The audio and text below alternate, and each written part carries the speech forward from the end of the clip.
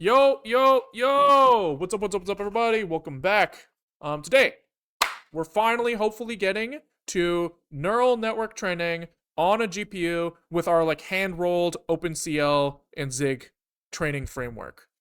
Um, we are doing this because, kind of, because I want to, but the justification that we've made for ourselves is that I want to keep track of all of the stuff in my fridge so that I can, generate grocery lists automatically. And if I want to see what should I eat today, I can be like, oh, I have a list of all the things that are in my fridge and still there. Give me a list of all the recipes that I ever make, all the stuff I eat.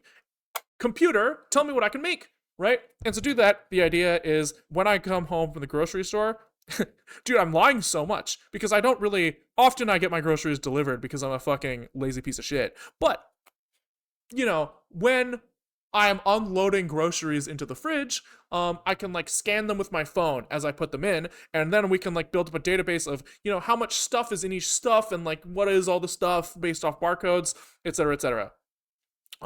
We tried doing barcode scanning by hand, which is obviously doable, very doable, but we overcomplicated the problem for ourselves because I want, looking at photos from my phone, there's a lot of blurry photos, a lot of weird lighting, where it's not trivial to cut out this dark as anything under 50 pixels bright and light as anything over 50. It's not that trivial because under presence of shadows and stuff. You can actually end up with light sections that are darker than dark sections somewhere else. So, you can do a bunch of image processing to fix that. It's very doable by hand, but we were bashing our heads into the wall a little bit. Too fucking hard. So what do? We give up and we ask the computer to do it for us. That's how we ended up where we are. So obviously if we're going to build a neural network to do this scanning for us, we obviously have to build the whole neural network training framework from scratch. And so here's where we are. Where we are so far, we have managed to train on CPU a very simple network. 2 inputs, A, B. Which one is bigger?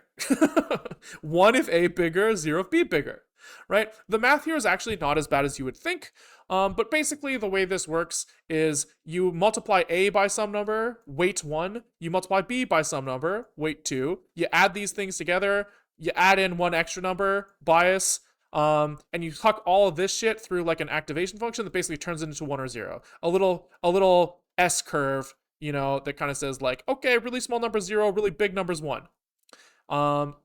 You throw that thing through this, you come up with a number for how wrong you are, which is just if A was bigger, it should be 1, and if B is bigger, it should be 0, subtract the difference.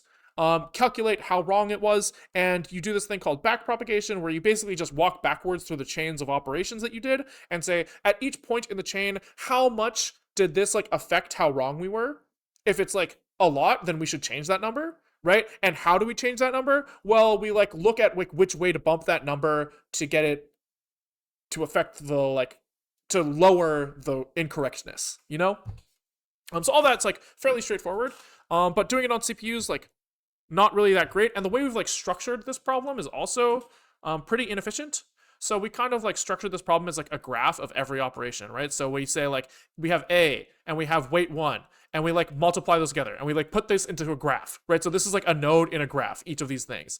And then we take B and weight 2 and we multiply those together. And then we add these 2 numbers together. And then we add this with bias 1. So this graph starts to get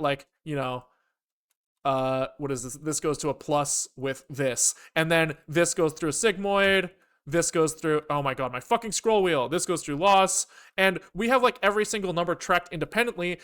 Every single number has a heap allocation in this graph, as well as some tracking metadata, so that when we do backpropagation, we have all the information we need, right?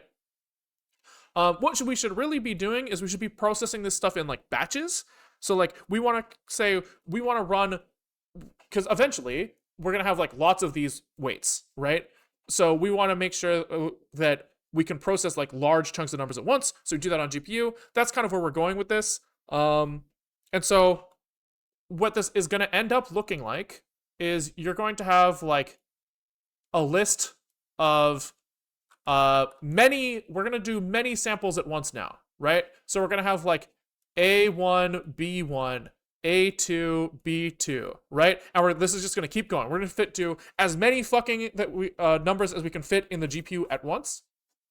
And then we're going to put this through kind of one set of one weight matrix, right? So we want to put this as like a matrix that's like weight 1, weight 2, bias. Now, in reality, in the future, if we were going to have like more than one output, this would get extended to have like a bunch more stuff below. But since it's only one, it's going to look like this. And these things need to be GPU on the GPU. We need to be able to train on GPU backprop. So that's kind of what we're looking at today, is like, how do we make this API kind of work? Those of you who have been following along might have noticed that we spent a lot of time on a parallel sum reduction. So, as part of matrix multiplication, the thing you'll do is like A1 plus times weight 1, B plus B1 times weight 2, right? And like this could extend into like lots of multiplications. And then at the end, you like sum all this stuff together. And so we were trying to implement something that did an efficient sum there, where we were saying like, okay, GPUs, they can compute lots of stuff at once, right? Lots of stuff at once. And so we should leverage that to do the sum, right? So instead of trying to do like 1,000 additions in one GPU thread, it would make sense we'd get the answer faster if we could do like basically like sum the first 512 numbers together and then the second 512 numbers together, right? And like maybe to sum these, you sum like the first 256 by the second 256, right? And then to do these, like basically like walk a tree down where you're always summing two things at once and like propagating your way up. Because like then you're using as many cores as you can, right? You start with 1,000 cores, then 512, then 256, then 128, etc. And that concept is like kind of correct if we were optimizing for latency, right? That will get you the answer for how do I look at these 1,000 numbers and sum them together. That was the fastest way to do it, right? You just have as many people working on the problem as parallel as fucking possible. But yesterday somebody like came into my Discord and they were like, hey, I work at like a GPU company, and just so you know, like here's some things you might want to think about. And he basically said, don't do this, right? He said, just when you're doing your matrix multiplication, almost do it like you would on CPU, where you have like, your set of numbers here multiplied, added, by your set of numbers here, and you look at your output here, and you just like multiply, add, all on one thread. And at first I was like, wait, isn't that slower? But the trick here is that it's not. It's higher latency, right? Because now you're not using all of the cores you have to do this sum that you could have done. But you can just do more of this, right? If you're like, hey, I have to like, if I just throw more data at this so that we're doing more matrix multiplications, the idea that we are spending longer on each individual matrix multiplication is offset by the fact that we can do more of them at once.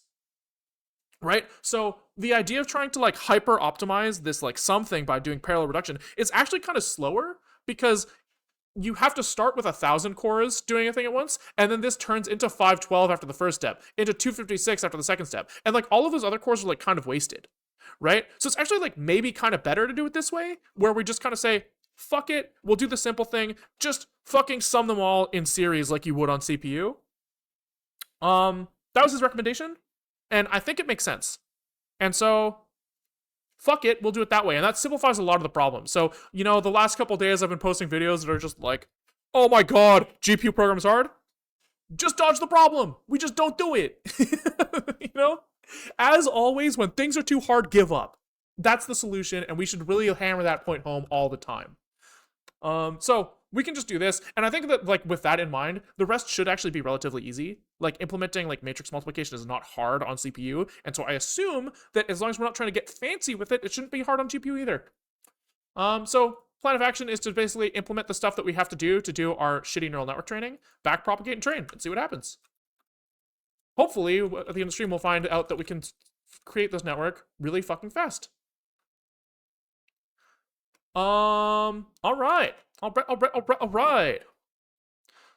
So we have a bunch of scratch code here, but basically, I guess somewhere we're gonna have to start with the idea of doing,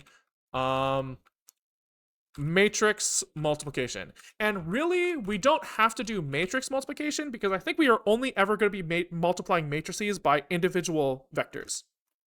Right? For training, we are always going to have one set of numbers, A, B, you know.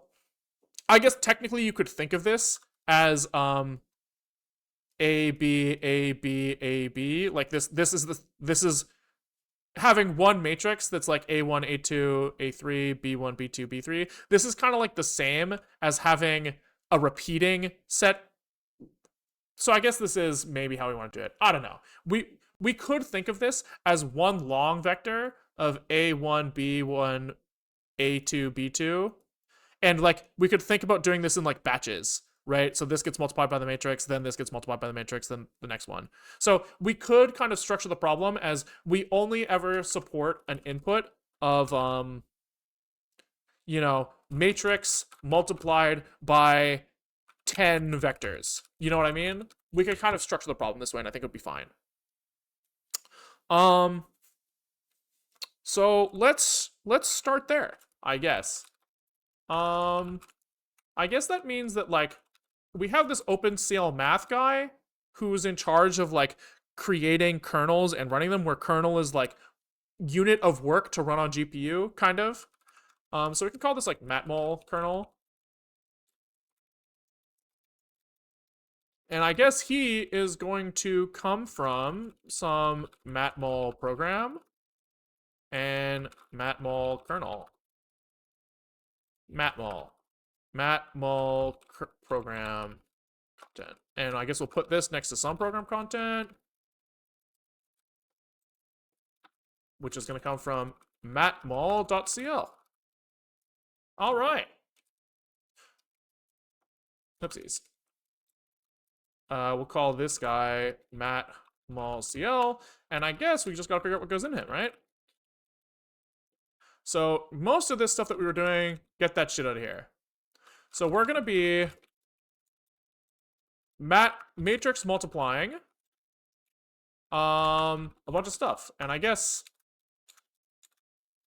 we are going to have, I guess, a bunch of floating point numbers that represent our matrix A with probably his like width and height. Probably. Okay. Then we're going to have B, which we're going to have, I guess, width and height again.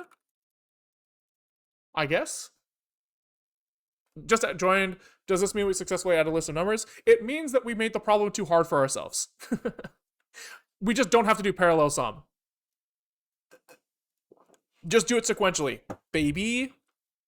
And our output has like a defined width and height as a result of these inputs, I think. Okay, so this matmul is going to run for every, we want to run this once per output, right? So we say, hey, our output is our global ID. We're going to have a number from, if we have output of size n by m, we're going to be in the range of 0 to n by m, right? Easy. So I guess this means that we have our out row comes from, okay, so if we're matrix multiplying two sets of numbers, so we have like, we can look at the picture on Wikipedia. We can look up the fucking picture on Wikipedia. This. So if we have A is skinny and tall, B is fat and short, the output is determined by the height of A and the width of B. So out width is B width, and so our out row is global ID over B width. Right? I think that's right. Okay. Out call is global ID percent B width. Okay. And how does this happen? We multiply, add all of the numbers in the row of A by the column of B, right? Like this picture here says. So we say like A1 times B1, A2 plus A2 times B2, and we put that here. So here we say for int I equals 0, I, or maybe we'll say, yeah, I equals 0, I is less than, might want to do some safety check that the inner indices are the same. Yeah, I think I'll do that, oh yeah, I guess technically then, you actually don't need B height here, huh?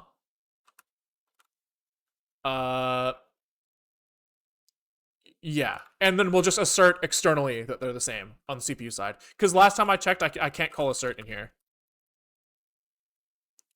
But you're right, I should do that.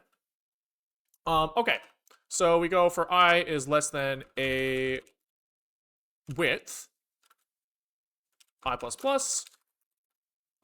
We look at the A val is A times A at out row times A width plus I.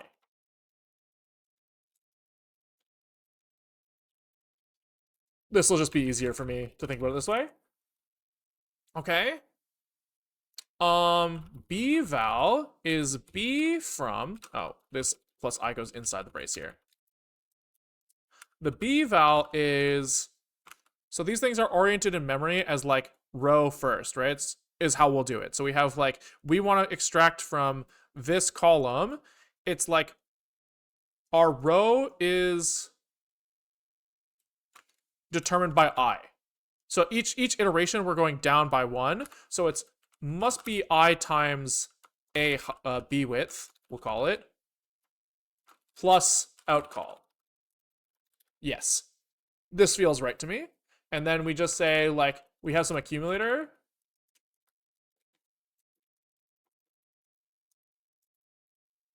And we do accumulator plus equals A val plus times B val. Pipe. Pipe. Cool. And then we just fucking slap that shit in the output at the end, right? We just say output at global ID is equal to accumulator.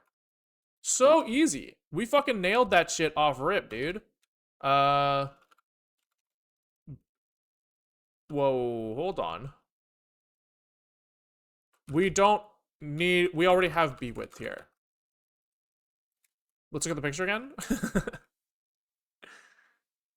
Output is determined by A height, B width. Oh yeah, the stride of B is the width. Right, cool. I think that's right. Yeah, maybe. I guess we can check. Okay, so CL math. He wants matmul kernel here. And this needs to be matmul program here. Easy. We have function matmul. Who takes in, I guess, A as a matrix. We might want like a matrix type here that has like the buffer that he is associated with on GPU, as well as his like width and height.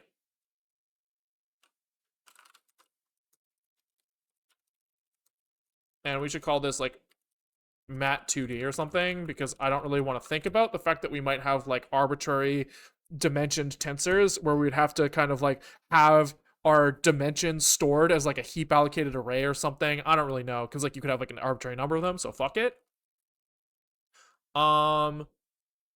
So this is going to take A mat2d and B mat2d. I'm going to put that lowercase d. I'm going to always try to do lowercase there. And this is going to output, I guess, a new mat2d, right? That's what he's going to output. Which means that this buffer is allocated, which is probably where that leaky thing is coming from. We actually probably want like an OpenCL allocator here too as well, no? Yeah, we want like this to live on a CL alloc.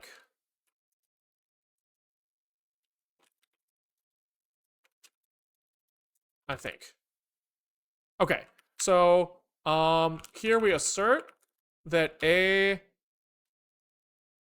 width is equal to B height. I guess we can actually just do like a try.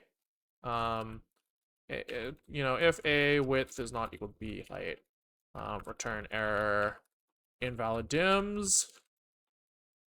Okay. Then we try to allocate our output. How do I do that? Self executor make create buffer here with this allocator. With read write, probably. I guess maybe here we should ask for the hint, but fuck it, we'll just hard code read write for now. And the size is A height times B width times size of F32. Is that right? A height times B width makes blue. Yeah. Yeah.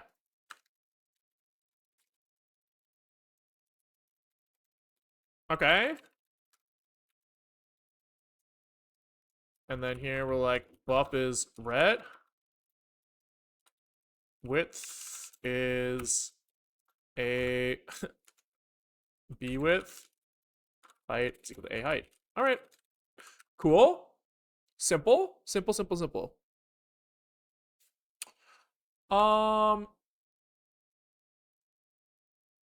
Now what?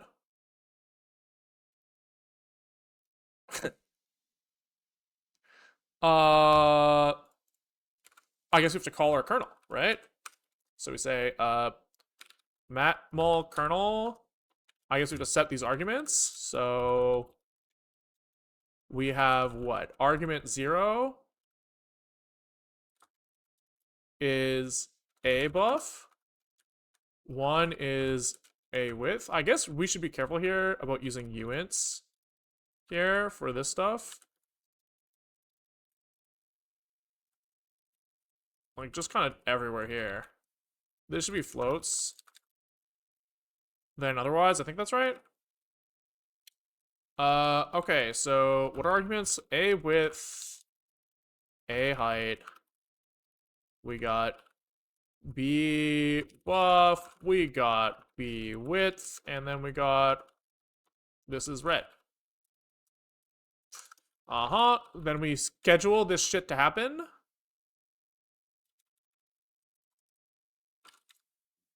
I wonder if this thing comes with an event. Right, because like this thing is gonna like go execute on the GPU and finish some time in the future, and it's like we need to know when that thing finishes. Right? So this is actually more like a mat result.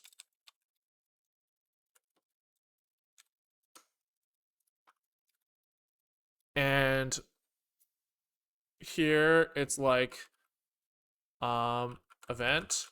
But like we don't always want to wait on the event, which is interesting. But we'll tackle that later. Right. Okay. This is fine for now. Okay, so we say executor execute kernel with, what is this allocator used for? Oh, for the event. I see. That is reasonable and true. This kernel and num elements. So this is A height times B width. Nice. Nice. And we try this thing, and const event is this, and then this is like event is equal to event, and val is equal to this shit. All right. Sure.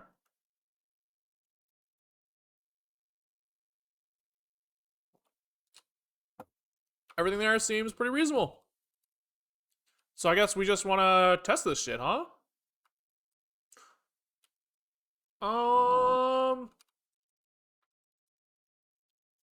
Okay, let's do like a test OpenCL matmul. So we need our executor, an allocator, an arena. Bing, bang, boom. Surely this is too big.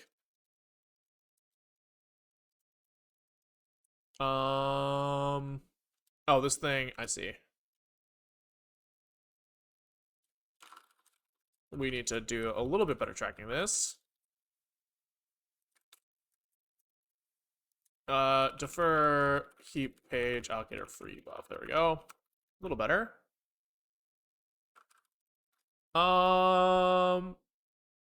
If you access the rep pointer before the schedule returns the kernel, is it just empty data? I don't know. Probably just like garbage data. It's probably just like unallocated. Probably. We need our math thing. Okay, and then we do CL math matmul. Using our CL alloc. For what? The response, yep. And then A and B. So let's start with I don't know. I don't know, man.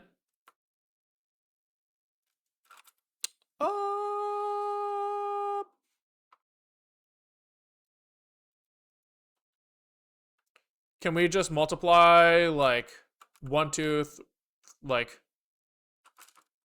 I guess we need to like upload this stuff to the GPU. So this is like create buffer. I guess this kind of feels like we almost want like create mat 2D as like a thing that can come out. You know what I mean? And like this guy creates this thing on some CL allocator as well with his like initial data. And like width and height.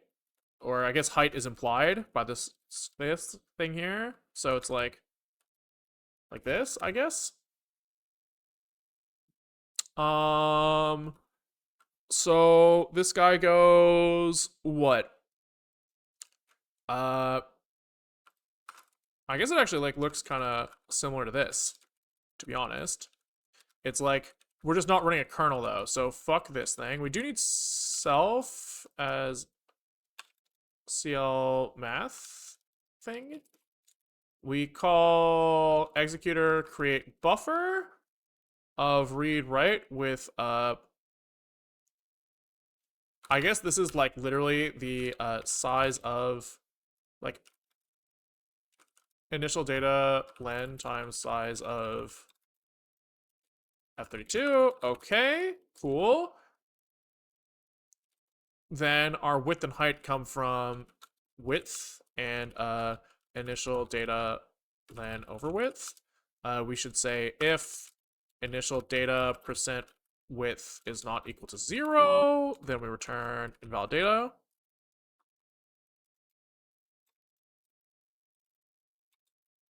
I don't know, fuck it. Dims is what we use down there. And then here we have this guy as initial data len here. And this is not execute kernel, sorry, this is a write buffer like this. And this can honestly be untracked for now. We'll just do the versions that we need and we'll kind of figure out how to like deduplicate later. Right? So untracked is just like give me the buffer and the content. So hit me with ret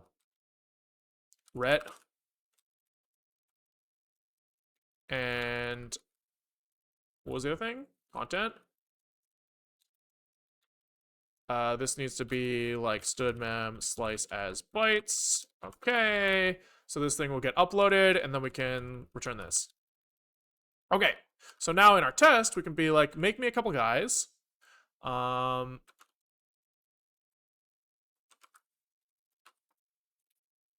Yep.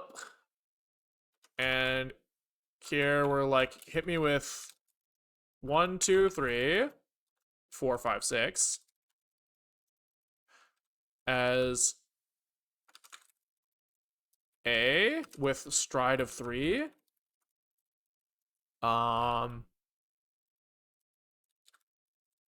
B, we can do, this thing needs to be height of 2. This can be, hold on, our width here. So we can make our width as well as anything that we want as long as our height is 3.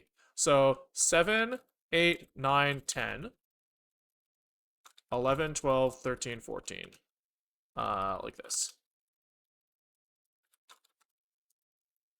15, 16, 17, 18. So here our height matches that width, which means that we can do like 1 times 7 plus 2 times 11 plus 3 times 15. Wait. Then the output of this thing is 4 by 2, right? Yeah.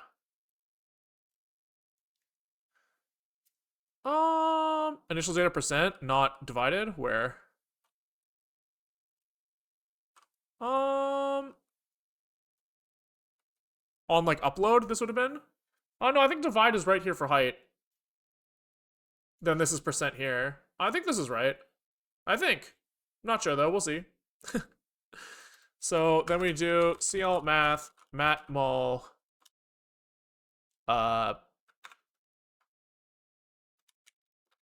this allocator, A and B. I think both of these guys need to be tried as well. I think they can fail. Okay.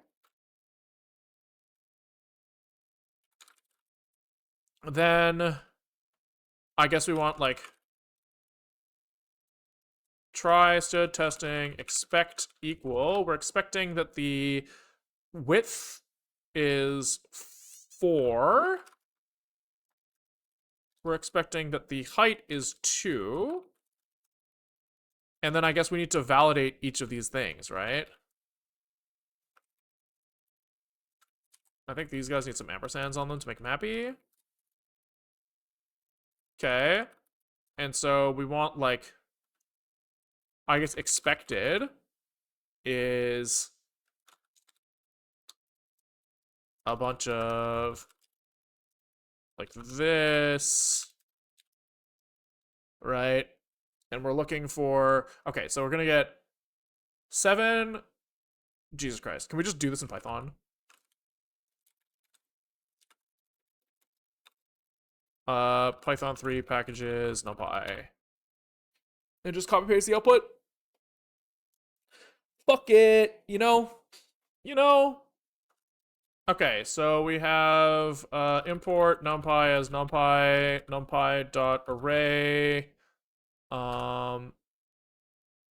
1, 2, 3, 4, 5, 6. A is this, B is equal to array 7, 8, 9, 10, 11, 12, 13, 14. I know that we could do like numpy arranged or something, but fuck you. And then we wanted, why is there an extra fucking row here? A, B. All right. 74, 80, 86, 92, 173, 188, 203, 218. I think that's right. Should we confirm one of these by hand? 1 times 7, 7 plus 2 times 11 is 22, plus 3 times 15 is 45. 74. Okay, why is this not what I expect then?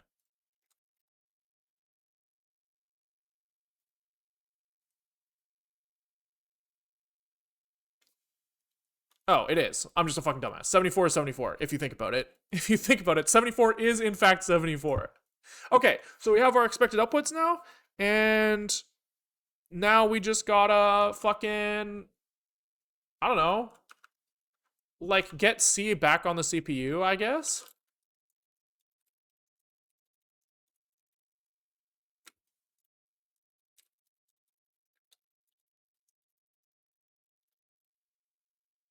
Yeah. C buff and out, so actual is going to be 8 F32s. Right? And we read this shit back. And then we say for expected actual, try stood testing expect approximately equal E and A with tolerance of like some small offset. Fuck it. What's he pissed about here? Oh, A is fucking taken. Fine. Fine. True, you can't just percent a array with a width. So true. Double ampersands are no good. That's one thing I think Rust did maybe kind of right, is the idea that like you can just fucking slap an ampersand and it'll figure it out.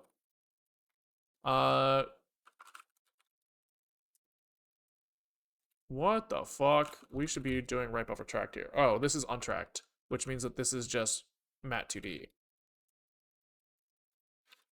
True, we did explicitly ask for untracked here, so I don't know what the fuck we're thinking.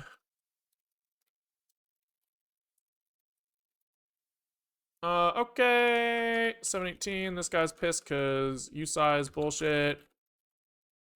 We'll just do that for now. Double ampersand again.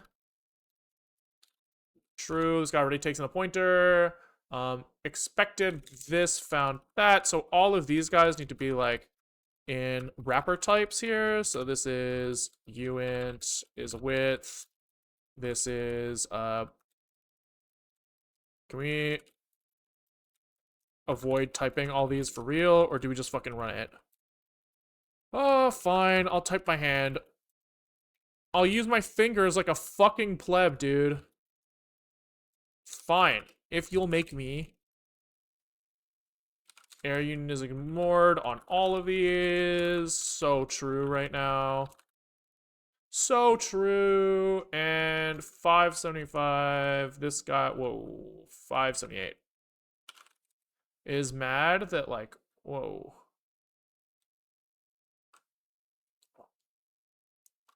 Why is this only happening now? I don't know. Weird. Okay. I guess we just weren't running that before. 858 is pissed off because this is val dot. And then also here, we need to do event wait like this. We can't run this shit until... Oh, actually, untrue. We don't need this because this read buffer needs to wait. Like this. Okay. No field name buff. Question regarding testing with inline data like this. When you compile, doesn't it optimize out the test? Or it produces full ASM for each and you really run in that turn time? So like this test, it has to do a back and forth with the GPU. And so like Zig can't know that that doesn't do something with runtime data, and so it can't optimize it out. If that makes sense.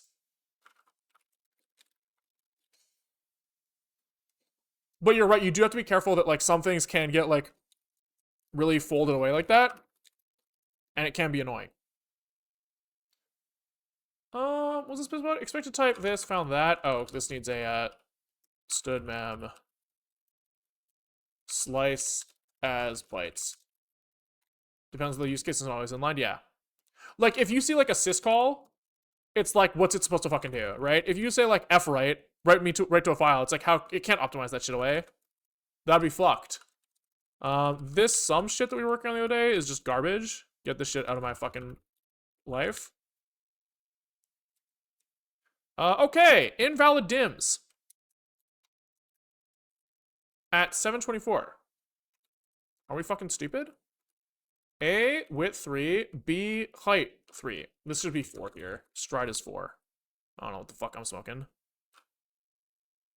Alright, so that passed, which is kind of sick. Kinda sick. So probably we want to do a loop where we test like a few cases here.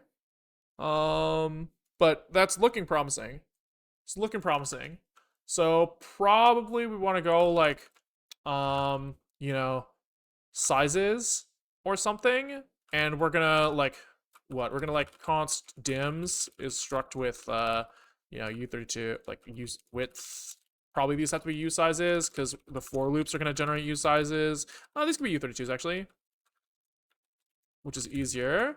Then we can say like we have test params is like a dims and b dims, right? And then we can make like a list of param test params, right? And we can say, okay, so we're gonna have like a dims is width for like this is like 3 and 2 is our example here.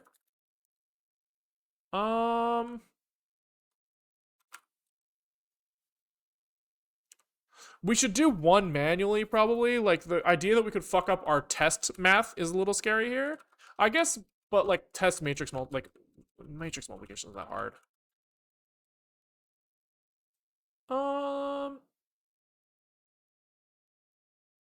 Do I care? I think I just don't care.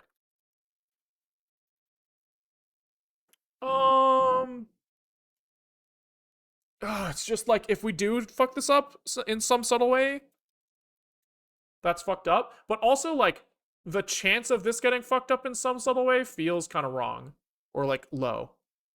So, like, fuck it. You know, like, with the sum one, there were so many edge cases because we were trying to do something so complex. This is so straightforward that it's like, if this test passes, we're probably fine.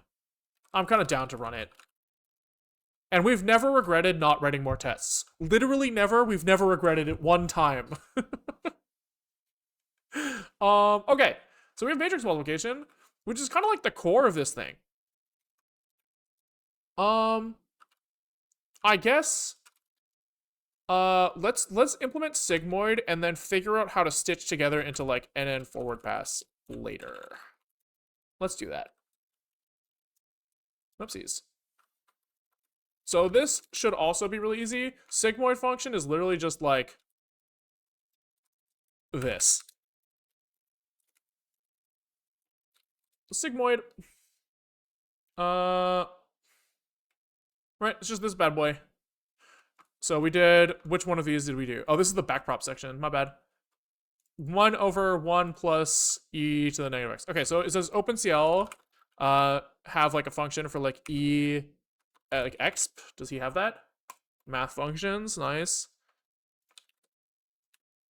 So this is compute base e exponential of x, all right.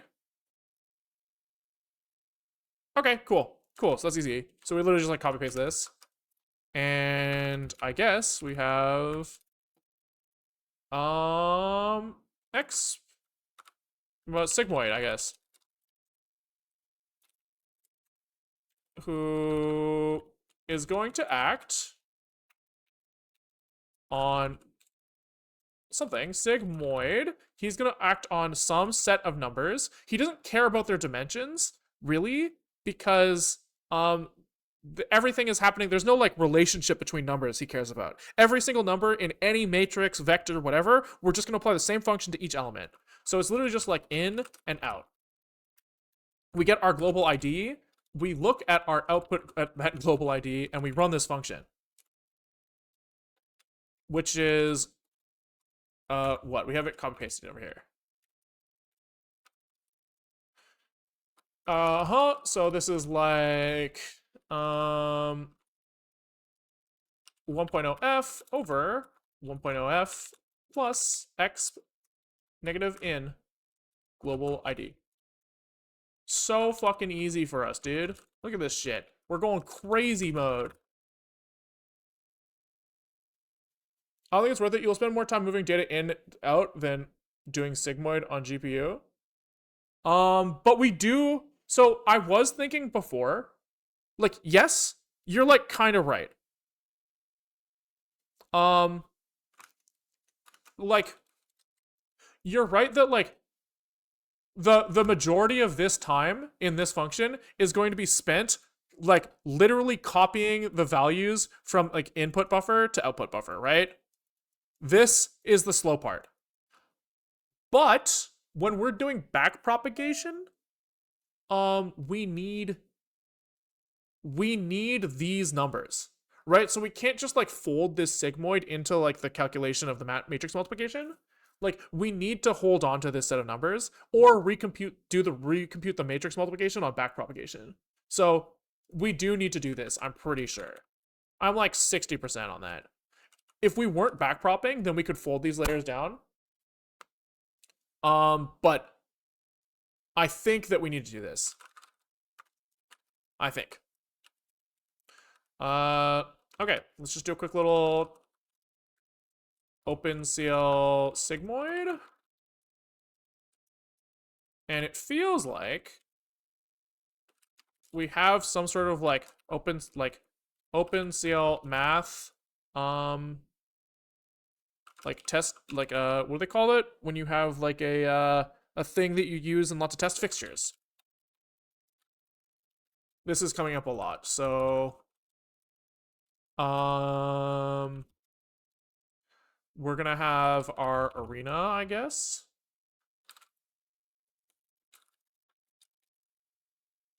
We have our buffer. We have our executor. And we have CL math, which is this guy. And then we have a dinit function that frees the buffer. I guess here we should be using capital C in OpenCL. Right? And it's like self page allocator free this. Okay, hype. Init here is gonna do whatever the fuck we were doing in these guys. Womp.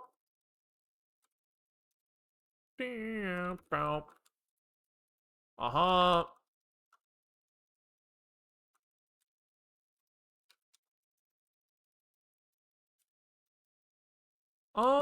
Do we need to de-init OpenCL executor? Yeah, we do. And the allocator. Yeah, we do need to de-init all these things. So true.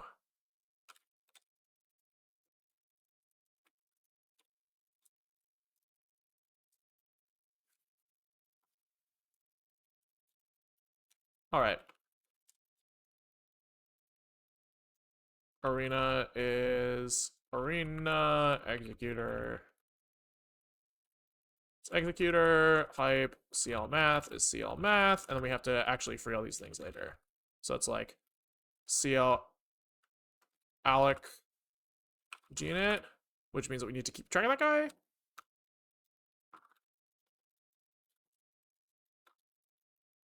Uh-huh. I don't know why this guy's not happy. It's weird.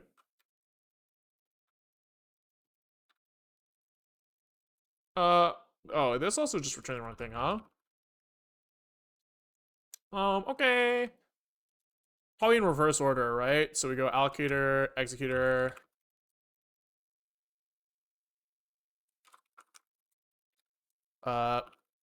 Arena doesn't have to be in it, but the buffer does have to be free. Okay. So now we can go back to this guy and we can be like, fixture is this. Get rid of all this stuff. Defer fixture dinit, and we can use the fixture here, and here, and here, and here. Okay. And wherever we have CL alloc as well. Nice.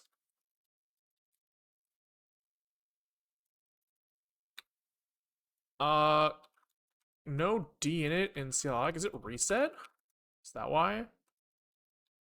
Probably is. Probably. Okay, so that also works, and now we have access to this fixture. So if our fixture is make me a math fixture and defer fixture deinit. I don't really know what happens if we're making like 10 contexts at once. I don't really know how like that gets handled, but fuck it, I guess. If it's fine, it's fine. Okay, so what are we trying to do? Sigmoid. So I don't know. Just huck some numbers at it, I guess. Um,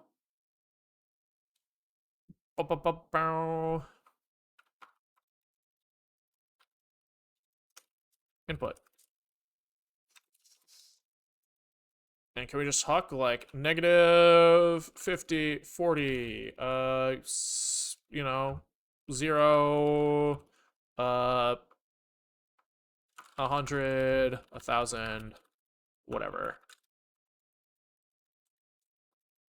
And expected is the sigmoid of all of these. Do you think we have sigmoid in here?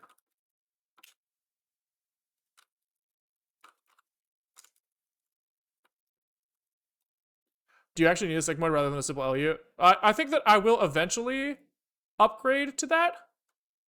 But I just don't want to deal with it yet. It's like in my brain, sigmoid like makes more sense, and so I don't want to like. I think that I will eventually move to a LU or something, but like, it's just we got to start somewhere, you know. You know. So can we just do like in is these numbers?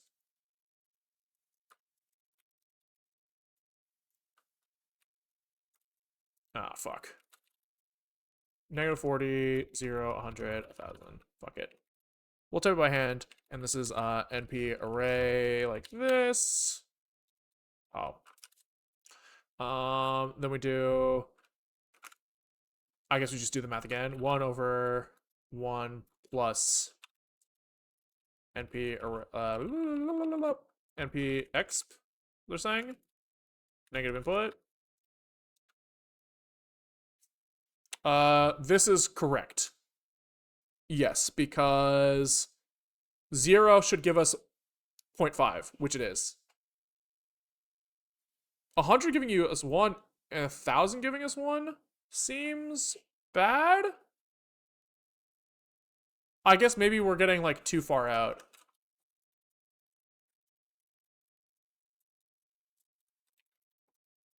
Maybe let's do this.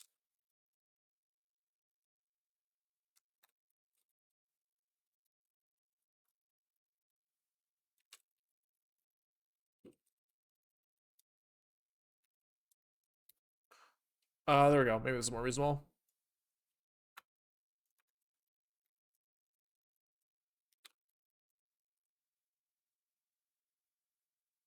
Should this not be symmetric?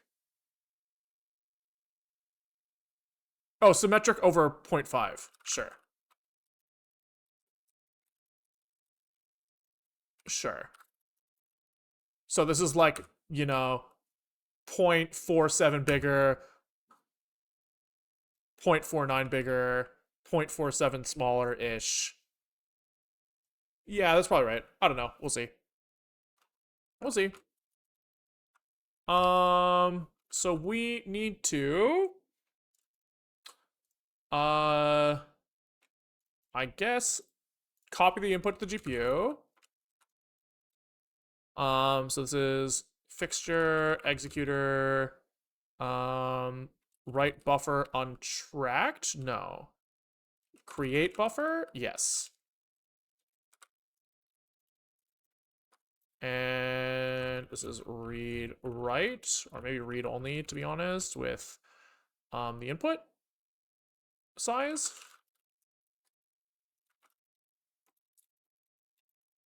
Like this. Then we upload. write buffer untracked within GPU and input.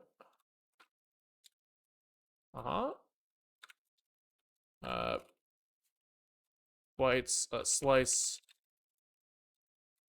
as bytes like this. Okay. Then we run Sigmoid on in GPU. Actual. And then this probably is going to put itself on an allocator. And then we are going to read this shit back. And this is the thing we're going to track.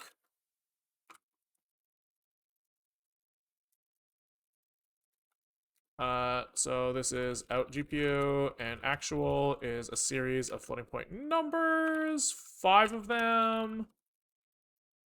Okay, so we read this buffer back.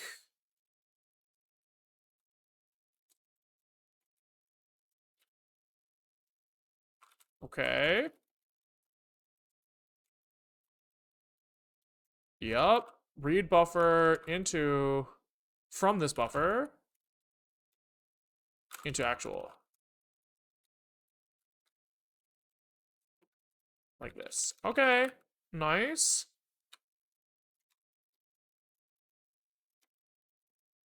Then we wait for this thing to finish, and then we test. That's why I like 10H. It's symmetric over 0. Yeah, that makes sense. That makes sense. For expected actual. Try stood testing expect equal actual or expect actual with some expect almost equal. There we go. And now we just need to put the sigmoid function on our math guy. So he's gonna have like a sigmoid kernel, and he's gonna come from sigmoid program content from sigmoid.cl hype. Then we have matmul goes to sigmoid in here. Okay, hype. Okay, and then when we go to sigmoid, we go to run that shit. We're like, just hit me with like a buffer, I think, and a len, and I will give you back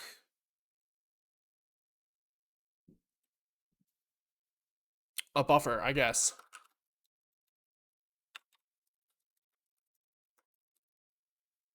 Yeah, sure. Sure, that seems reasonable. Oopsies, what did I just do? Okay, yoink me. What the fuck? What is happening? Oh, I'm fucking pressed the wrong button. That's why. Okay, so we create a buffer of size len.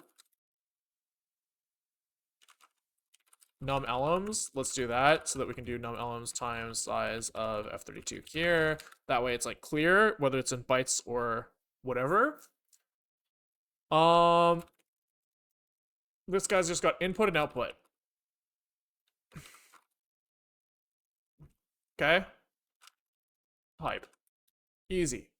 Now we execute the sigmoid kernel with num elms, and our return is just literally the buffer.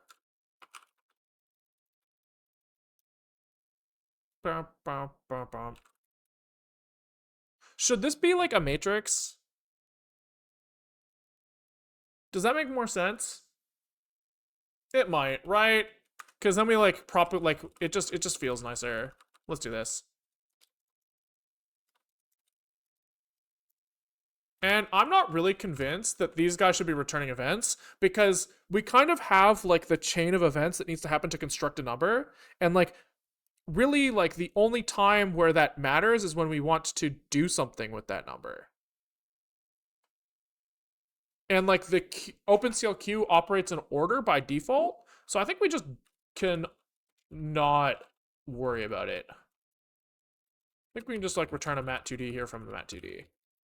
And we're going to create a buffer of mat like in width times in height times size of f32. Okay. Then it's in width times in height here. Okay. Untracked. And then this is like width is literally just match the input. Okay.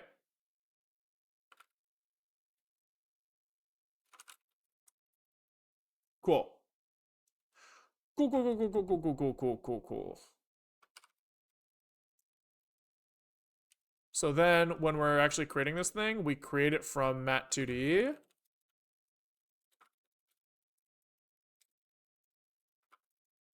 Uh-huh.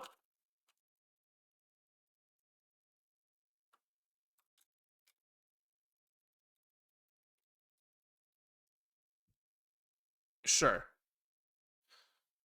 Sure. We might have to extend this type later to be like not two-dimensional, but fuck it.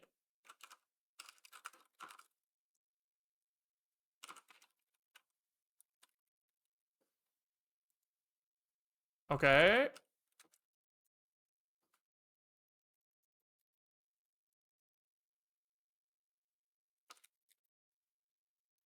That might work.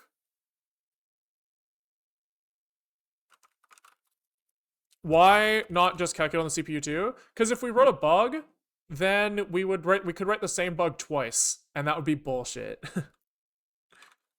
So I just don't trust it enough.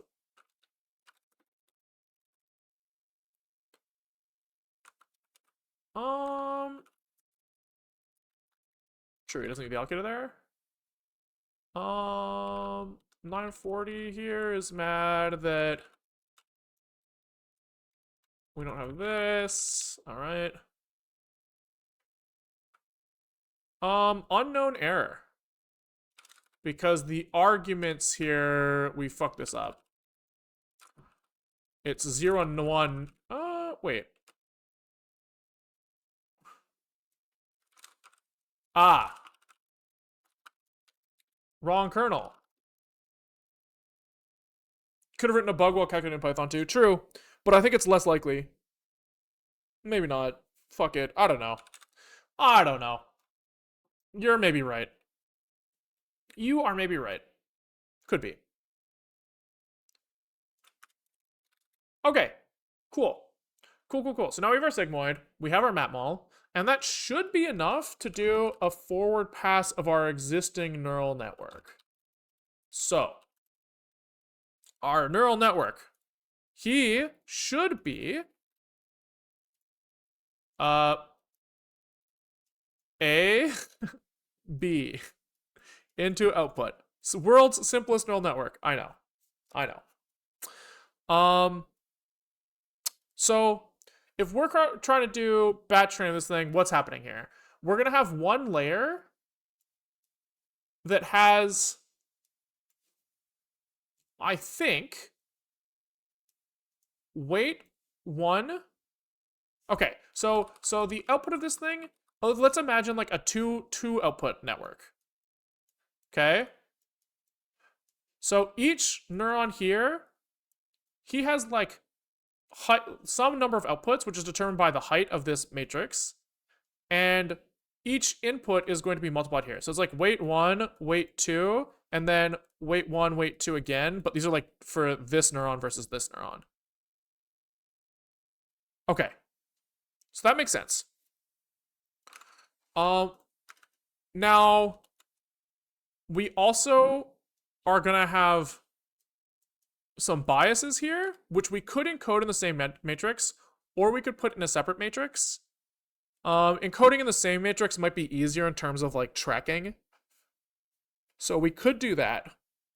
Let's consider that. Okay.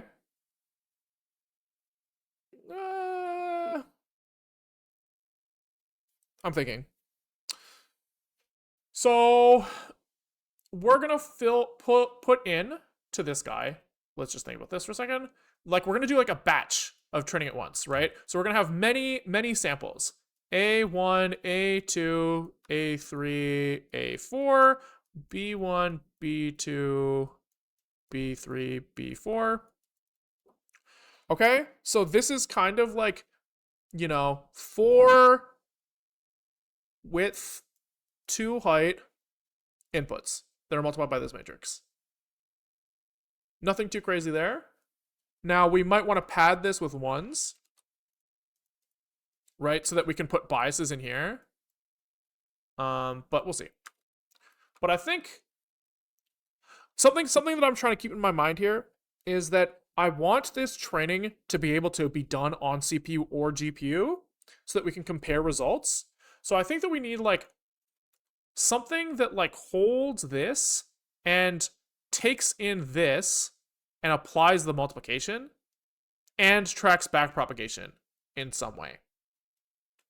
So maybe we have like layer generator, and this is like OpenCL layer generator. You know what I mean? And here we have like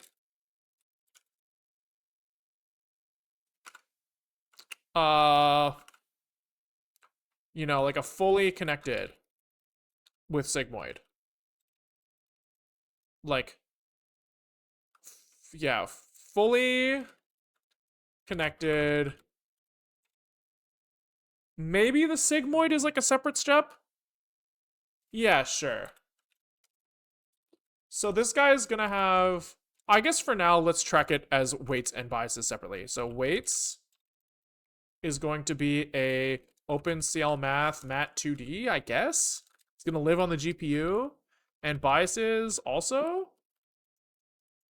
is gonna be, everything's a Mat 2D just because that's kind of easier. Maybe this get away with this. Yeah, fuck it. Sure. Okay. And we're gonna be like, on here, we have like apply, run, execute. Execute feels like a good name. He probably has his executor here, I assume. We'll see. That might make more sense. And then we have like input is just another mat2d. That feels right to me. And he returns another mat2d. Right?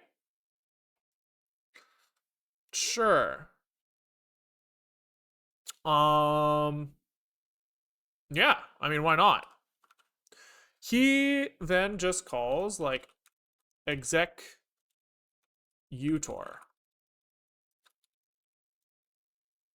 No, he wants the math library, the math section. So he has self math, matmul. This, you want this to live on some allocator, like where the output is going to go lives here. And we're going to be like, okay, put on this guy the result of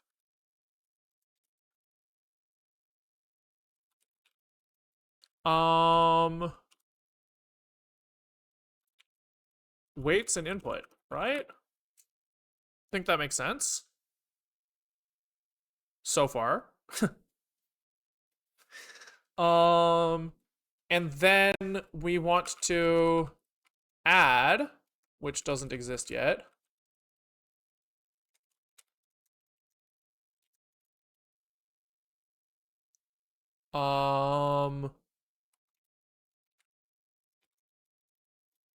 Biases to the multiplier res. And we return that? Is that it? Multiply add? No. This is the, this is with bias. And then we return Sigmoid. Yeah. Yeah. That seems correct so far. So we just like multiply the things by the weights, we add in the biases, we put sigmoid on everything, and our output should be something sane. Maybe a start the question: why are you using OpenCL, not Rockham or Rakuda? Because OpenCL is like I don't know, just it like seemed reasonable when I googled it, like a spec that works on all GPUs. I don't have an NVIDIA card, so I'm not using CUDA. Rockham is like used under the hood to convert from OpenCL. The idea that like I don't need like the hyper performance of optimizing for my specific GPU architecture, so like OpenCL is fine and simple so far at the very least. Okay. So we are eventually going to have to track each of these outputs into some sort of like back propagation network. But for now we don't have to do that. So let's just start with like fully connected, right? And he's going to return a fully connected somehow. Right? From our layer generator, I guess. Right? And what does this guy own? So this layer is going to live on some allocator, like have some lifetime that we can kind of nuke later. I would imagine that Rockham and OpenCL share a lot of internals and AMD cards, so I would imagine you're not missing out much. That's kind of what I feel as well. I didn't really do any research into that, but it kind of felt right. So presumably this guy needs to be initialized somehow. What are we initializing him with? Probably like his like weight, his like number of inputs and outputs. Right?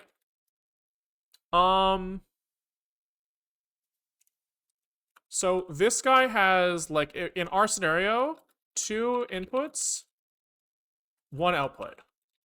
Right? That's what we're initially starting with in our sample. So I don't know what to do with that information yet, but we'll get there. I guess we generate some buffers, surely. Right? So it's like math create 2D thing using our alloc where all of these things will live. So we have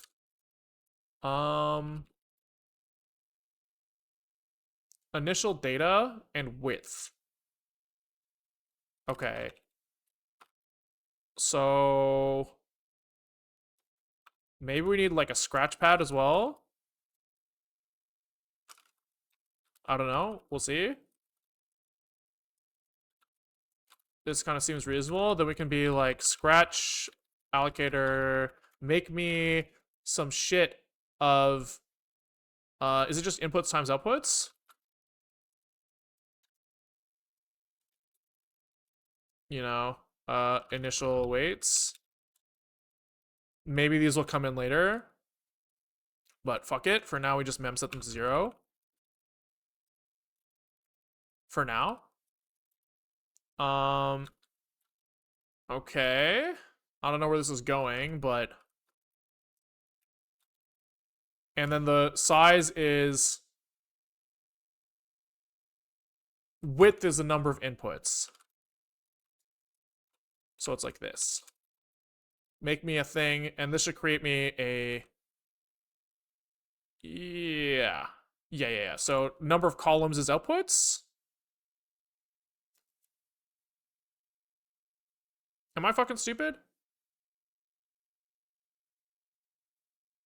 Yeah. Number of columns is outputs. Or number of rows is outputs. Number of columns is... number of columns is inputs, number of rows is outputs. Got it.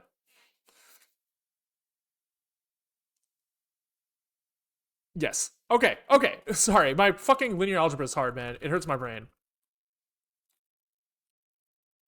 And biases is the needs to be number of, you do the multiplication, you get the new thing. So it needs to be the size of the number of outputs. So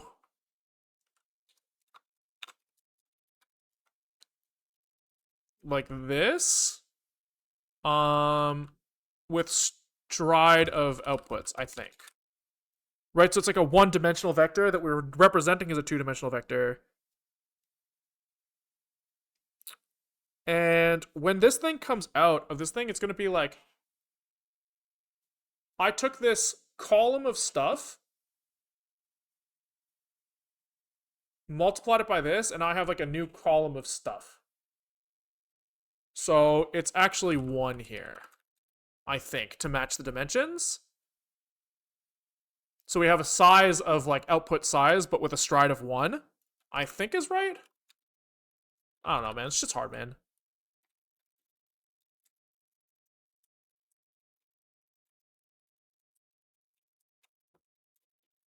Right, so it's like we take weight 1, weight 2, weight 3, weight 4. We multiply this by a thing that's like A1, A2, B1, B2.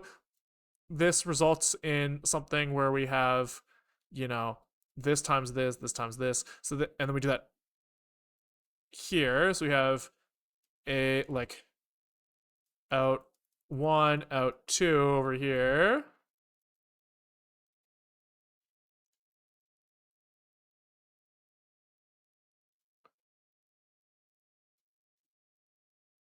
Hold on. So does this just be... I'm missing something fucking obvious here. Surely it's like this output is multiple columns again, no? Because we do... Yeah. So we have out, out, out, out. Because it's a 2 by 2 by 2 by 2. Creates 2 by 2 if you look at the fucking picture from Wikipedia. Yeah. Yeah. And then we keep going. And so then when we add, this is what's confusing, is our biases are like this. Right? We have bias 1, bias 2. So where do these get applied then? To this output. Because this is a 2 by 2 matrix that we're trying to add to a 1 by 2.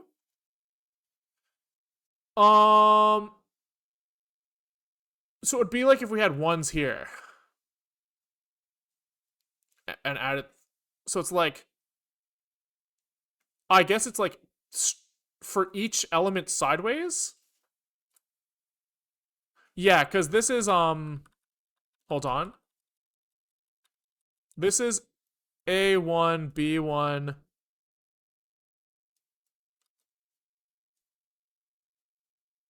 A1, B1. This is like the first group. Then this is like A2, B2, A2, B2. So we want to add, for this is like for like weight 1, kind of. This is kind of like row 1, row 1, row 2, row 2. And so if we have biases that go by rows, then we need to apply them to everything sideways. Got it. So that means that like this sum function that we call, this add, this needs to be like add splat sideways or something. You know what I mean? So like if the dimensions don't match, we just propagate that shit sideways as far as we need. Add splat horizontal. There we go. Okay, so then here we're like assert, like if A height is not equal to B height, then we have a fucking problem. Okay.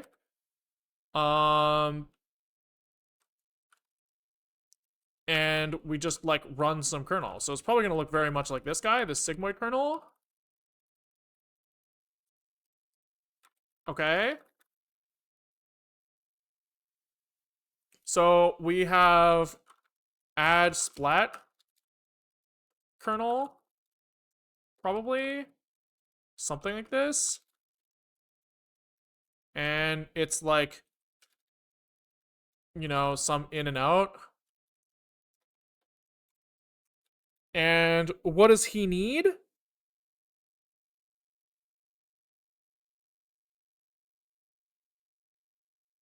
He needs like the A dimension and the B dimension. He needs like height.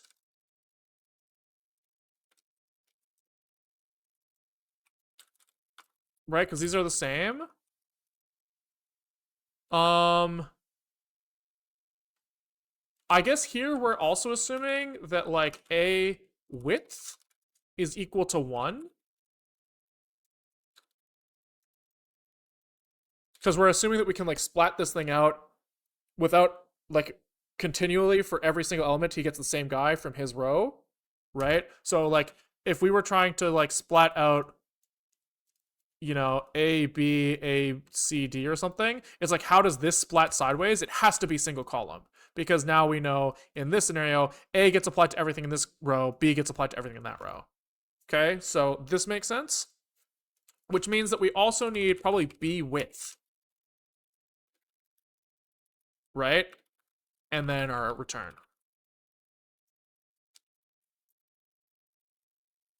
Okay, so we create a buffer given this allocator, rewrite, and the size of this thing is literally just the B dimensions, right? Yeah. Because we're trying to get like B to have every single element added by this amount. So I think that's fine. Then out is multiply. We run this B width times B height times.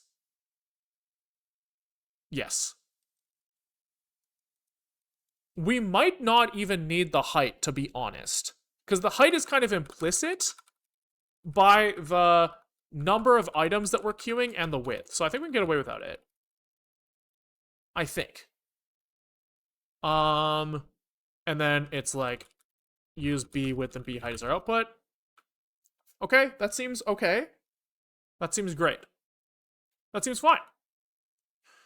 So we just need to implement that guy, I guess. So he needs to come from some OpenCL shit. Add splat horizontal.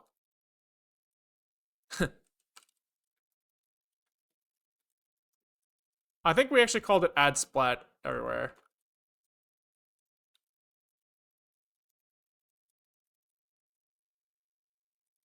Add splat program content. Okay.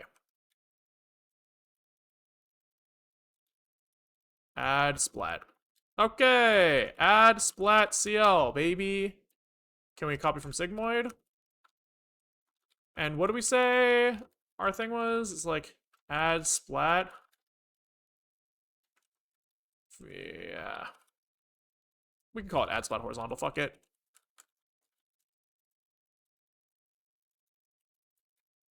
Okay. So what did we say our parameters were here? It's like in this is like this is the A B. We have unit B width here, and then we have global float star out. Okay, so what are we doing here? We have our ID. We look at the output goes to our global ID, sure. What about like our inputs? So A is gonna be from like, we need like our row ID, right? So this is like B width. Do we have like get global size? Is that like a thing that we have?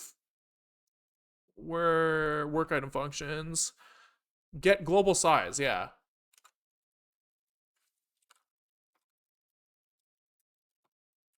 get global size. So our row is just with, you know, num rows is global size over width. And then, you know, row is our ID out of the number of rows, right? So if we're like, let's think about this for a second. So we have like 1, 2, 3, 4, 5, 6. We have 6 items. Over width of 2 is 3 for number of rows, so that's right. And then if we're like 0,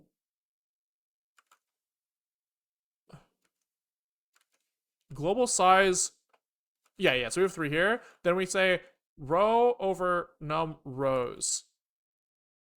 That doesn't seem right. This should be over b width. Right? So then we have 0, we have 0, 1 for 2, and because these are off by 1. So if we have 0, 1, 2, Jesus Christ, 0, 1, 2, 3, 4, 5. This truncates by 2 to 0, truncates by 2 to 1, truncates by 2 to 2. Okay, cool. So we actually don't need num rows here. Okay, so a row plus b at call is global ID percent b width. So this is going to be like b is row times b width plus call. And we put that in b output.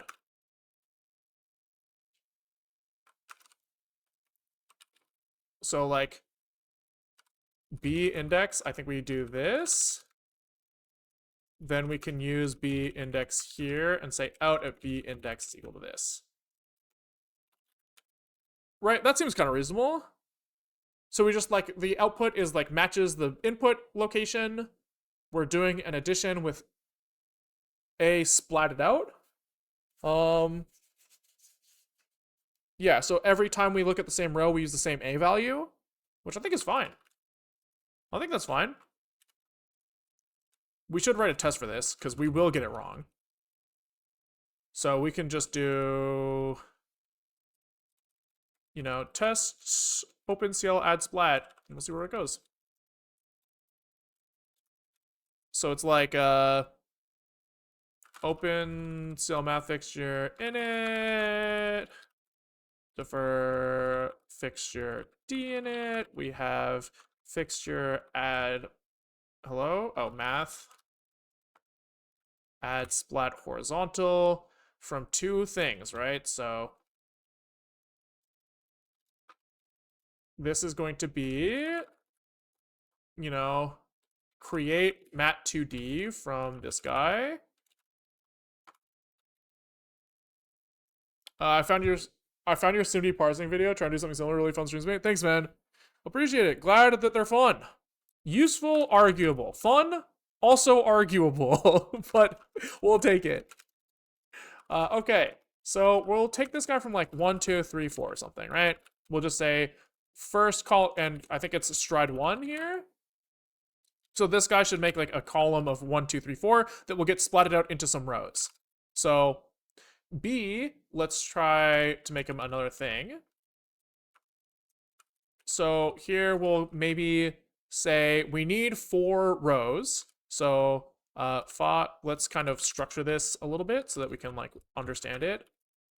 5, 6, 7, 8, 9, 10, 11, 12, 13, 14, 15, 16. Okay.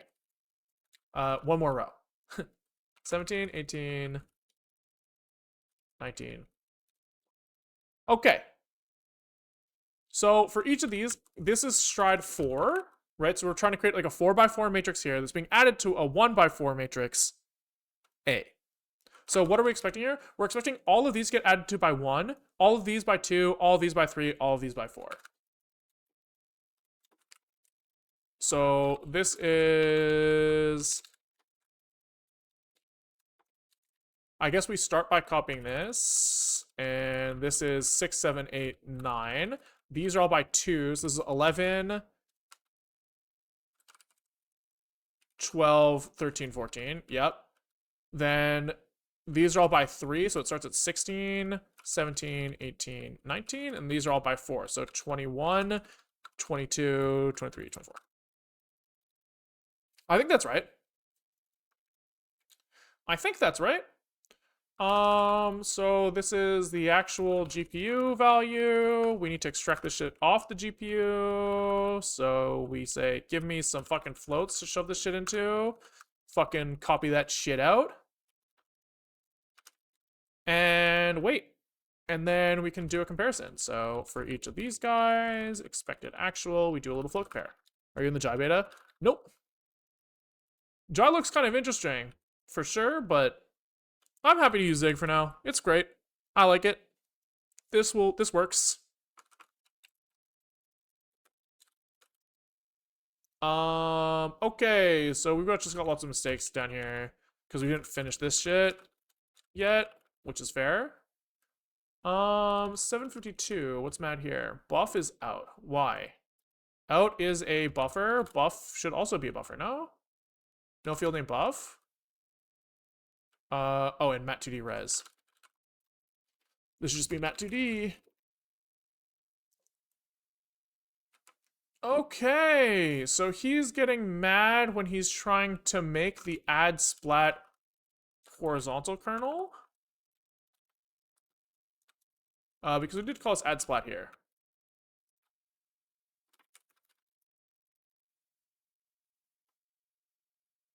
Okay, so that's a good sign that we passed. Now let's like introduce a bug here just to make sure that our test is doing something. Yeah, okay. Cool. So that is behaving the way we expect it to.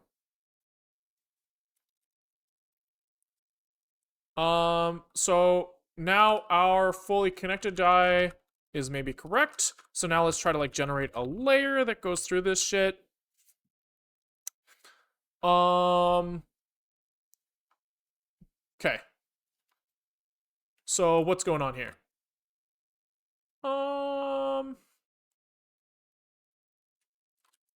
I guess we just return fully connected init.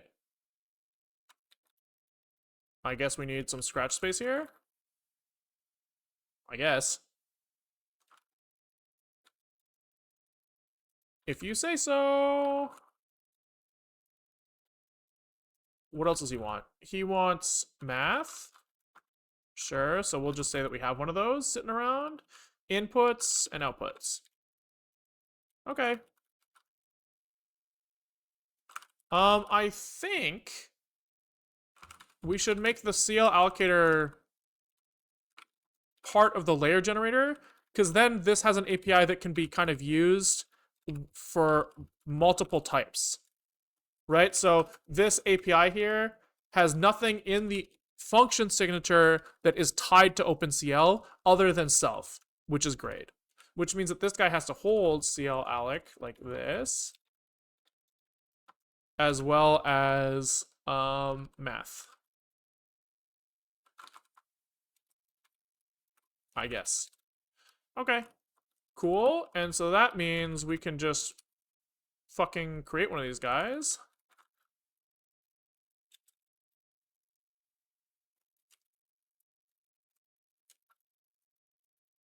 Uh-huh.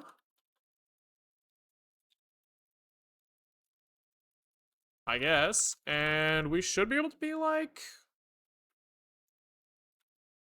layer gen fully connected with our scratch. We should probably, you know, checkpoint the scratch here, make sure that we're freeing when we can. Okay, hype.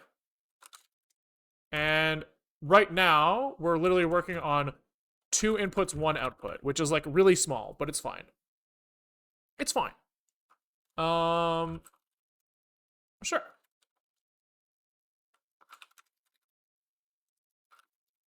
So can we then start passing stuff through this layer? I guess that's kind of the goal, right? So,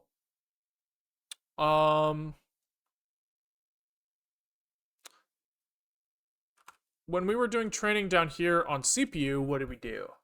We like generated some random floats. We can do this on CPU for now, even though that's fucking stupid. I understand that, but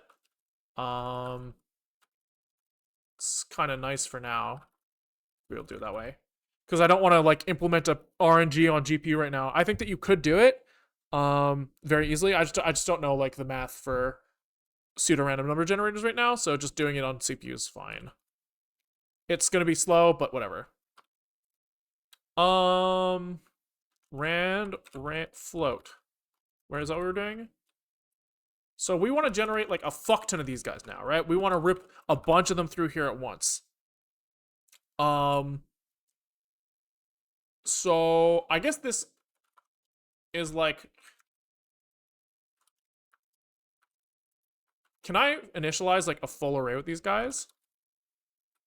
Not easily. Okay, so we're gonna be like, batch here, I guess, is gonna have like, we're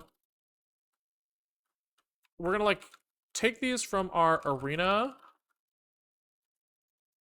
and let's generate like 1,000 elements at once to run through. Okay, so this is 2,000 because we're gonna like put the A's and B's together.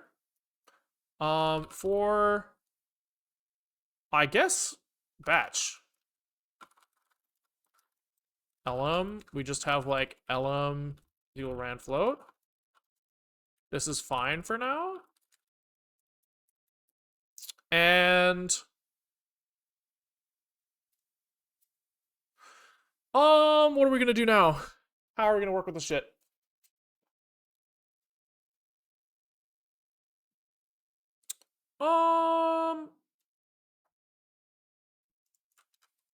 This needs to be tried here. And it's like layer execute on this thing. So we need to put this stuff on GPU. So here, can we put this on this allocator for now? And say our initial data is batch, and the stride is 1,000. So now we should have a bunch of A's in a row and a bunch of B's in a row, which makes like a matrix that will column multiply kind of nicely into the data, I think. Or into like the layer weights. So let's call this batch CPU, I think. And then batch is this. And can we call layer execute with this allocator on the batch? I think that's reasonable. And this should tell us 1 or 0 for each thing. So this should be a 1,000 wide result. Maybe 1,000 wide or 1,000 tall? 1,000 tall? Matrix multiply picture again? Output of here is height comes from A height. So there's going to be 1,000 wide. Width comes from B width. There's going to be 1,000 wide. Which is great. Okay. I think all of this is making sense. I think. I don't know. Let's just see if this like actually fucking runs.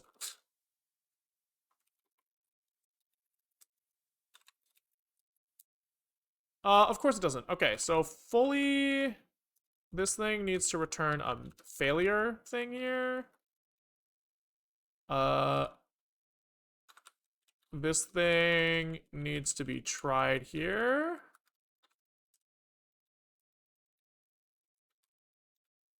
Okay. 1032 is mad because can we just do inputs as U32 and outputs as U32 to make my life easier?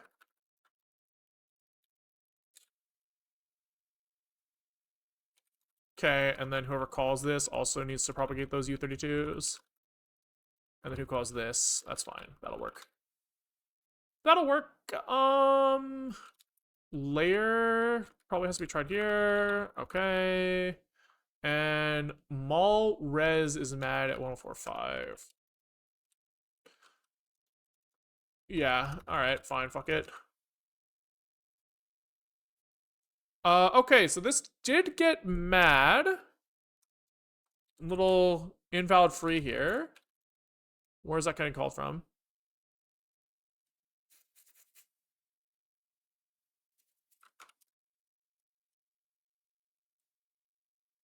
Confusing.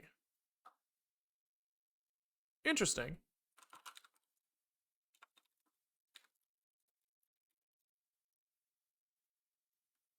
Okay. Very interesting. So it looks like we're double freeing something, probably. It's kind of surprising.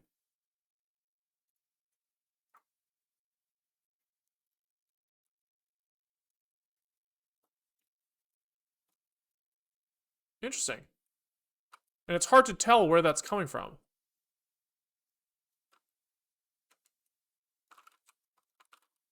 Oh, that's annoying. Let's just not do anything for a second here.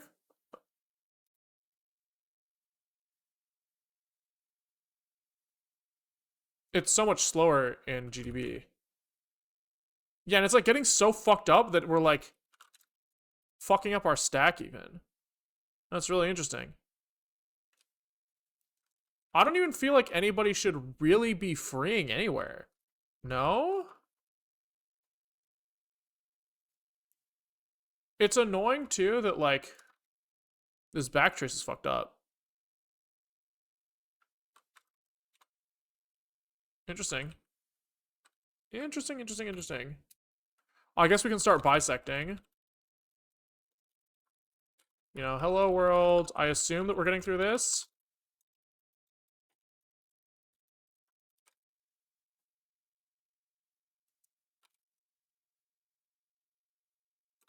Oh, it's...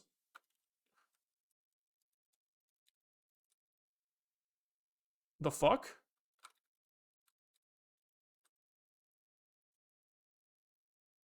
Okay, it's one of those like fucking stack alignment things, I think. Or maybe I didn't rebuild after I did this last time. Yeah, maybe it's this. Yeah, maybe I just didn't rebuild after this. So this guy is going through and he is iterating over all of the guys that have been fed to him for memory, events, programs, and kernels. And I guess if any of these guys are like wrong, then that's a problem.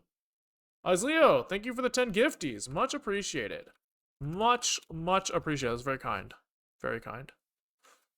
Okay, this did output a thing of width 1000, height 1.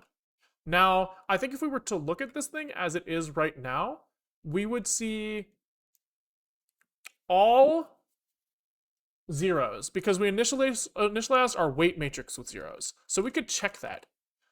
We could be like, let's do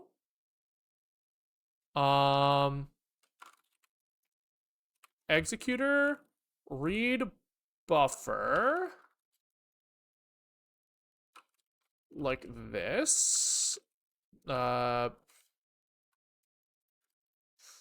Studmem slice as bytes res. Okay. Res CPU, I guess.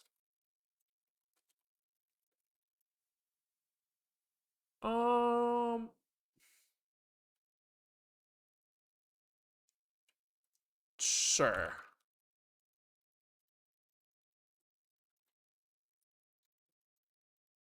Yeah.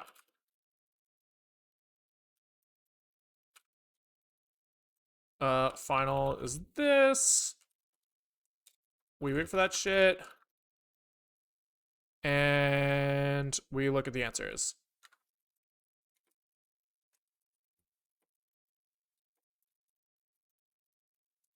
Okay. Yo, looks like you're making good progress today. Glad for the recent Discord advice. Seemed to have helped. Yeah, that was hype. Dude, it's kind of sick.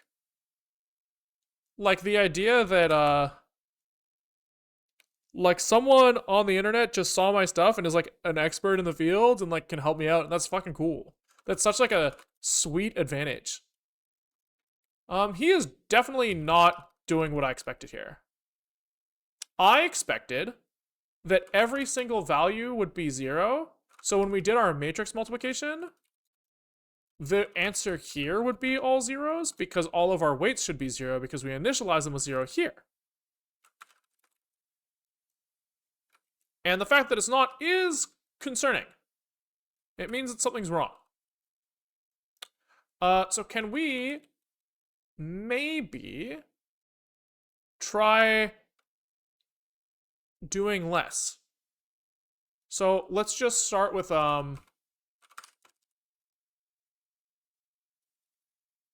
layer, like can we do matmul with the layer weights and our batch.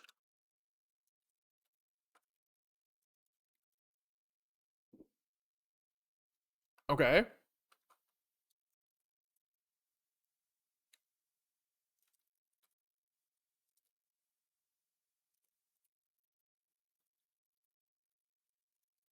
Uh-huh. All right, let's see if this does the same thing.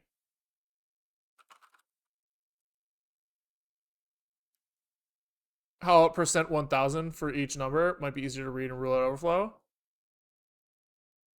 Not sure what you mean there. Okay, so even this matrix multiplication isn't doing what I thought. So maybe, let's do memset batch CPU to 0 as well. Double check that. Okay, so that's good. If I set this to 1 now, every single item coming in is 1. So all of these answers are coming to 2 after the matrix multiplication. Which seems wrong. Seems wrong if the layer weights are correct. Instead of random float, I mean random float percent 1000. Oh, I see. I think the random float is between 0 and 1. Or something. Or maybe it's like, yeah, I think it's between 0 and 1. Which means it should be fine. Yeah, so it means that the weights here must be wrong. Like, it has to be. Can we read the weights off this guy? One sec. Maybe this should be a thing that we have on our layer, right? This is like a thing that we're gonna want to be doing often, I think. Weights CPU.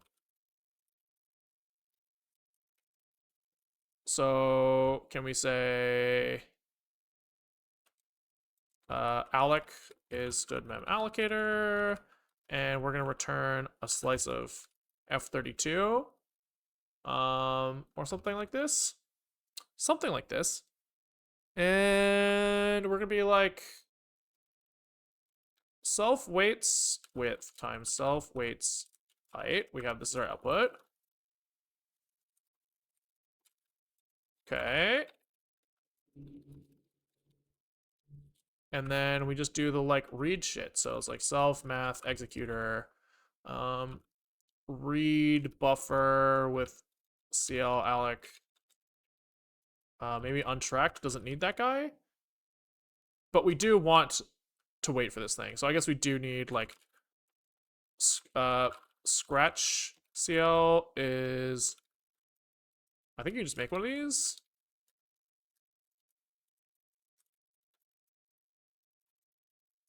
I think. Okay. Which means that now everything that we do in here will live in this scratch space. Uh-huh.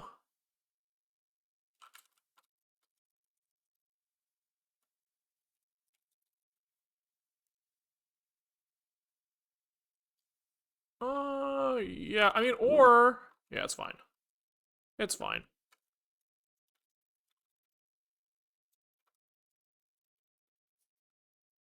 So this is like read weights into bytes as slice out.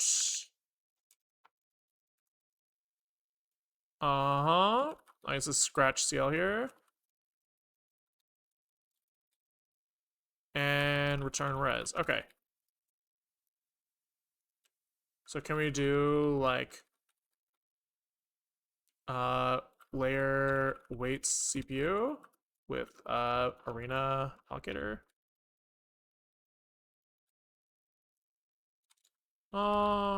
Right, this guy does need to be able to fail, so true. And weights needs to look at the underlying data.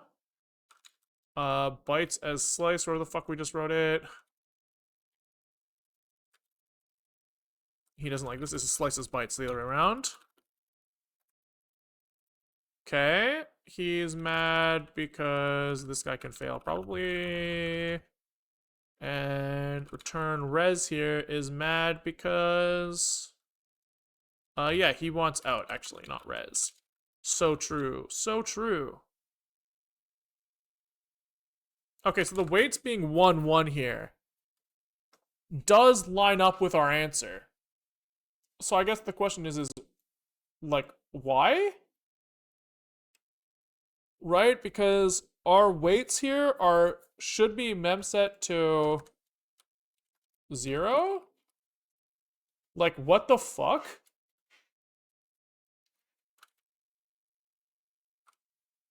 Like, what the fuck?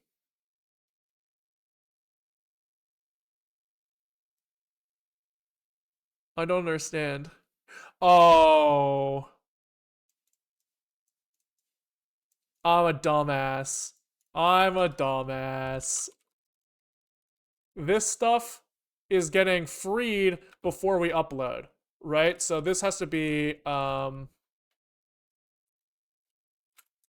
we actually do need to wait for these. So we can just do like a self math. We can do flush here to kind of save ourselves from that, which doesn't exist yet, but I think this is really easy. I think it's like function flush. Oh, this is on the wrong guy. Executor. I think we can just like wait here. It's like CL flush on the queue.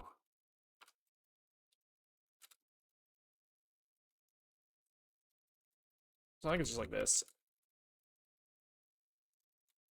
Oopies. And we should do like fix me track properly. But it's fine. Or allow leakies. Whatever. Still 1-1. That's interesting. That is interesting. I didn't expect that. I didn't expect that.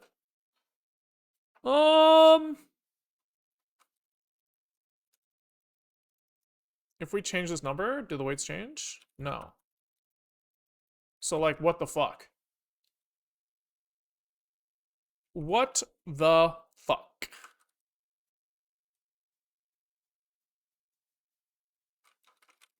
Layer? Is layer gen create this thing? Do we have any like allocator reset or anything? No. Not that I see. Can we look for... This guy like make some stuff. Then all we do is create a batch. Wait, hold on.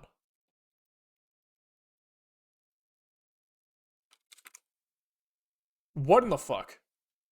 So changing this allocation here is changing the data in weights, which does make sense, right? Because this guy, he's like, as part of this, he's allocating and then immediately restoring. Like he's putting his stuff in here, then he's like replacing it with the same memory gets used later because this stuff is like the same scratch buffer, and we're creating this pointer to this thing and sending it over there. Now the question is why is this flush not doing what I want it to do?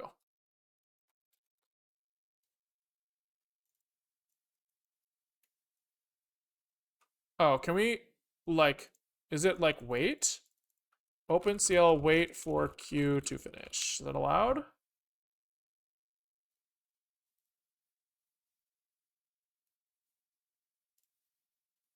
Maybe that's not allowed.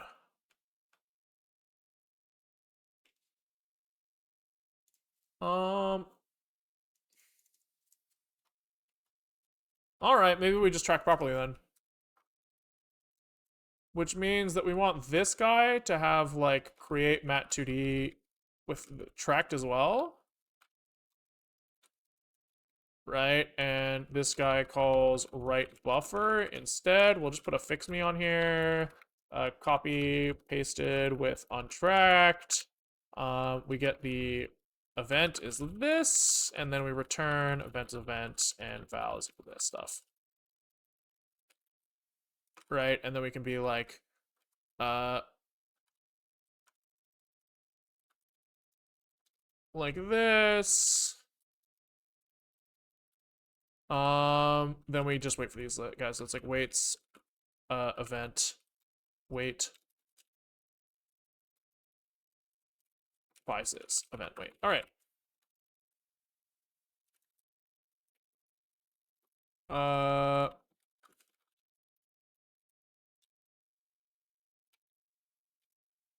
Whoa, where is that? 502.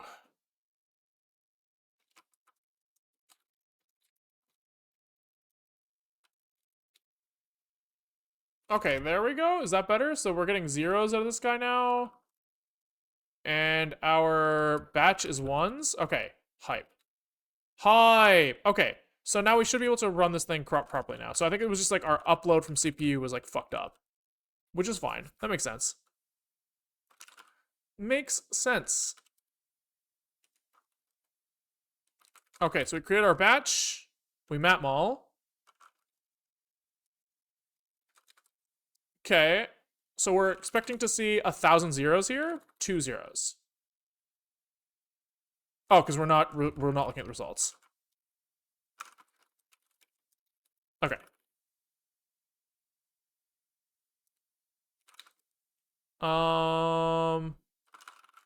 Res CPU, my bad. My bad. But they go through Sigmoid. So after they go through Sigmoid, they get turned into 0.5. So that makes sense. Okay. So now, what we want to do is we want to run. Can we run the forward pass of this thing with like correct weights? We can make the weights correct for like. We can do that. We know how to do that. We can hand roll it. So our like correct weights are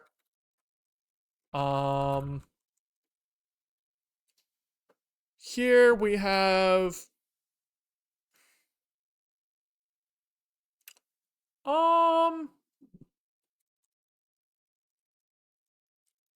initial weights.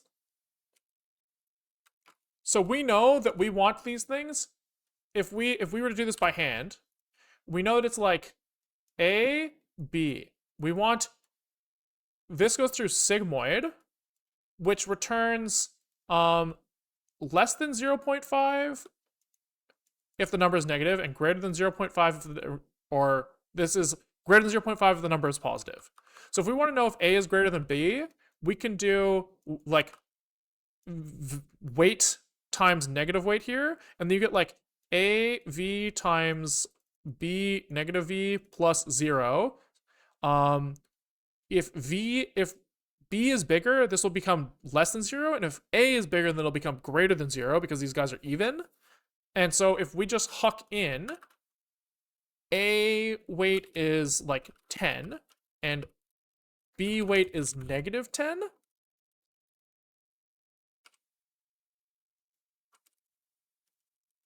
Then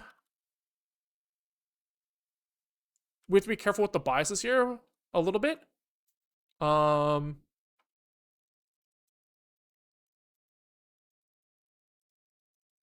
Yeah, there we go. This should give us correct weights.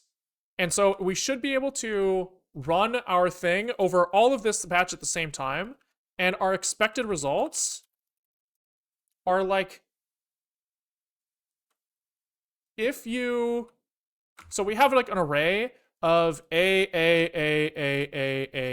followed by B, B, B, B, B, B, B. These guys are paired like this. And so the value here is like,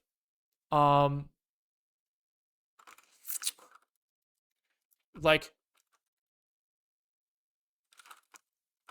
expected is, 1,000 of these guys, right? And it's like for each elem for a zeroed expected len, can we make these bools? Where like expected I is equal to the batch on the CPU I is greater than I plus 1,000, right? Because he's offset by 1,000 in memory for his pair. Then we should be able to go like we should be able to be like var correct and incorrect, or just correct in general is fine. We can go like for the result on the CPU.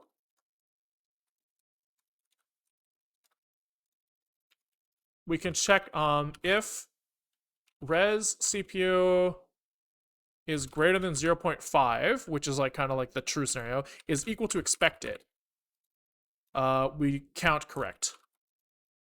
And then we say, expected at I, sorry. Then we can print the number that he got correct.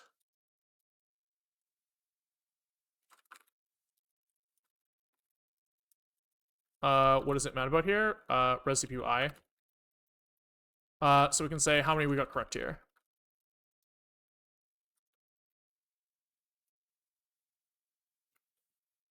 Got them all right, baby! All right. Fuck yeah, dude. Fuck yeah. So what we have now is our world's simplest neural network able to now run its forward pass on the GPU using matrix multiplication and matrix representations of the weights instead, with a little bit of like a more generic API. We don't do back propagation yet. I would have wanted to get that done today, but we're already 2 hours into stream.